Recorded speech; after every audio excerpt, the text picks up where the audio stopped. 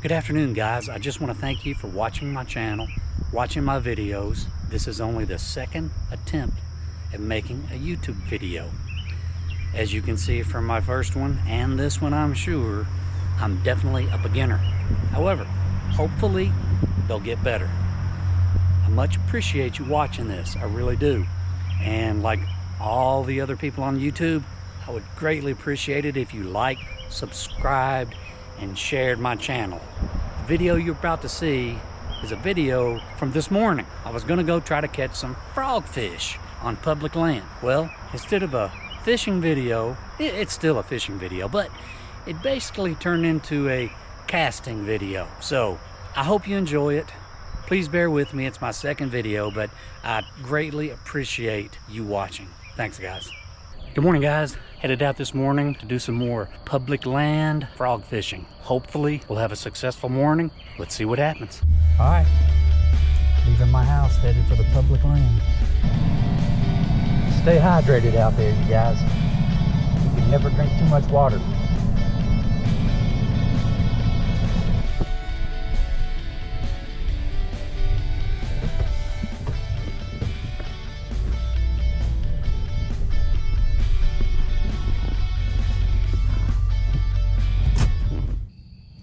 Going to retie my frog before we get back to the pond.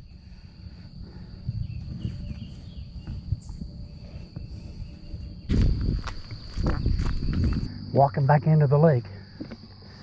It's about a half-mile walk.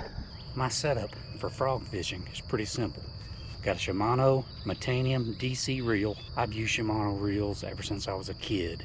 I love them. This one has the digital braking to help you reduce the chances of getting a backlash. But I tell you, you still will backlash. You have to be careful. The line that I'm using, Seagaur, 50-pound braid. Why am I using red braid? Because it matches my ugly stick carbon professional grade 7-foot medium heavy rod. This is not your daddy's ugly stick. This is a professional grade rod. On the end of the line, what am I using? Spro bronze eye frog. Why am I using black? I don't know. Just seems like I've caught more on black over the years. The only drawback of using black is when you cast it, you lose sight of it. You want 50-pound braid, so when you catch a fish out there in some thick stuff, you can pull that thing in, get it in as quick as possible before it gets off. Another good thing about this ugly stick, it's a very affordable rod. It's not $300, $400, $500 like a lot of other rods out there. I have those other type of rods, but I would not use those rods as an improvised trekking pole like I used this ugly stick for. Maybe we will hear some gobblers this morning.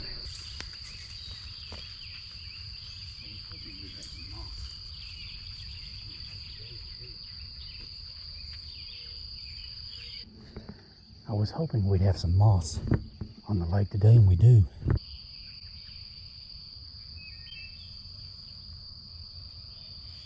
When I was a kid fishing, if I went to a pond that had a lot of moss on it, I was like, dang, this sucks. But any new fisherman out there, if you see a pond with moss, trust me, you can catch fish. They will come up through the thickest moss you can imagine. It's pretty incredible what they'll do. And a frog bite, topwater, is one of the most exciting bites you can have. It's difficult because your instinct is when you see that fish come bust up on that frog, you want to set the hook because it's so exciting. If you do that too soon, you're going to miss the fish.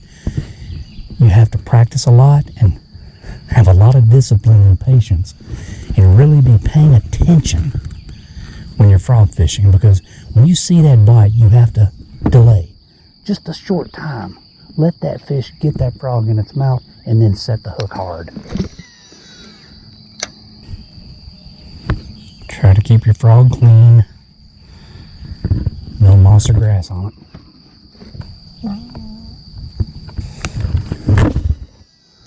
Oh man, that's a good cast right there. When fishing from the bank, around a pond or lake with low overhanging trees, it's very important to be able to cast. And if you're a beginner out there, if you're a beginner fisherman, practice. On a scale of 1 to 10, I'm about a 5. The professional fishermen out there, they're 10s. So if you want to practice, you can practice in your backyard, you can practice in inside of your house. I used to do this. I used to flip and pitch inside of my house, underneath chairs, under the kitchen table. Just practice. Your casting ability is time on the water. Practice, practice, practice. No matter how good you are, you will get backlashes. And when you do, just be patient, take your time, and you'll work it out. Also, when you're fishing on these banks, check behind you before you make a cast. If you're a beginner fisherman, always do that, because if you're using a bait caster, there's a tree right there, you go to make the cast and your bait gets hooked on that tree and you cast, guess what? You're going to get what they call the bird's nest. It's just going to pop up, and it could be a non-fixable backlash. So always check behind you before you make the cast. Even in a boat, if you're fishing with a buddy, check behind you to make sure that when you cast, you don't hook your buddy. Trust me, been there, done that. I've been on the receiving end of a buzz bait smacking me in the back of the head. Luckily, it didn't hook me. It's pretty slow this morning so far. I mean, fish aren't busting, the wind's not blowing, the water's just calm as can be. The birds are chirping. That's always a good sign. Just no wind.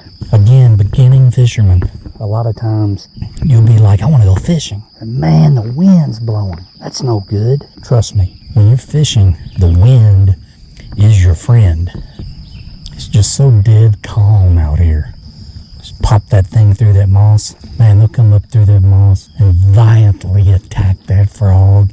And it is one of the most amazing and exciting bites you can have. Just slowly hop that frog through that moss. Another way to fish the frog is in open water. You can walk it like a Zara spook back and forth. Learning to skip your bait is very crucial as well. When you have overhanging limbs, docks, bushes, you can't skip on moss, but skipping is very, very vital. Another way to get under these limbs, you can pitch under. Pitching is another technique to get under those limbs. Let me try to demonstrate how to skip this frog. Obviously, I can't skip it where the moss is, so I'm going to try to skip it out there on the open water. Let's see what happens. It skipped, however. I didn't stop the line, didn't stop the spool, so I got a small backlash. When you're skipping, your finger has to be on that spool the whole time, controlling that spool. This takes practice, practice, practice. They're not biting, so I'm going to practice.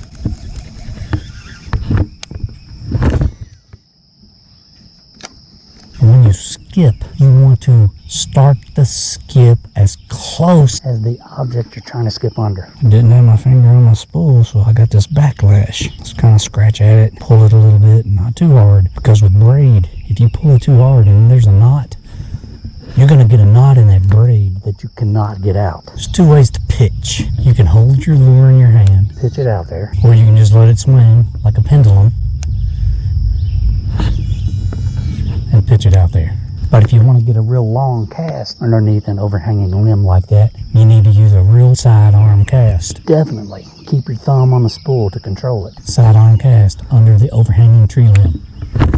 If you're making a pitch, and after you pitch it, you see that it's not going where you want it to, just jerk it back. Don't upset the water, spook any fish. Just bring that cast back real quick, and then pitch it again. Because if there's fish up under that overhanging limb, and you don't make a good cast, you might spook it. But if you pull that thing back before it hits the water, you're not going to spook the fish under there. But if it's a good pitch, just let it land. Try to land it as softly as possible by controlling the spool with your thumb. The quietest presentation possible is the best. Whenever I see a blackbird on the bank, always try to make a cast real close to that blackbird, because I always think there's a bass watching that bird, just waiting for it to get close to the water so that bass can lurk up and eat it. When you have a limb like this in front of you, you really can't pitch because you can't really get your rod tip up high. Pitch, you're going to have to use the sidearm cast.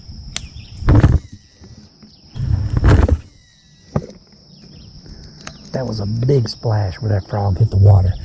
Now, if there's a bass nearby, it got its attention. I'm going to let that frog sit there because that bass might think, hey, something just fell out of the tree. A bird just landed in the water. So I'm going to let my frog sit there for a few minutes, let the ripples just go away. Once they're completely gone, I'm going to work this frog some in that same spot, just a little bit.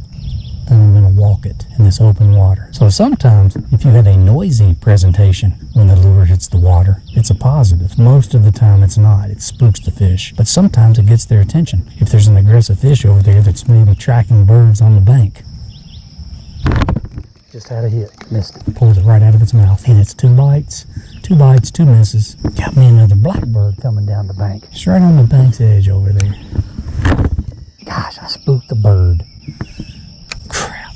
I'm trying super hard to catch a fish for you guys, but it's not working out so far. 2 bites, 2 blinks. Just take your time when you have a backlash. If you get in a hurry and you pull on it too hard, you're not going to get it out. Now this can be bad. I threw that frog over there, and it went over a limb probably 10 feet off the water. So I need to make sure that when I pull this frog over that branch, I pull it real slow so it pops right over. If you try to pull it too fast, the frog will wrap around that limb. And with that braid, you're not going to get it off. There's only one thing you can do. You can walk around that pond, go cut it down, or you can just cut your line here because chances are it's in there good. But luckily, I pulled it real slow and it came right off and dropped right down in the water. Okay, I just had a hit, and I paused, and then I felt the fish, and I set the hook, but he didn't get it. I didn't do anything wrong. He just didn't get it. I did everything right. He just didn't have it. It's not like I didn't try hard, but I made 1,000 casts, 2 bites.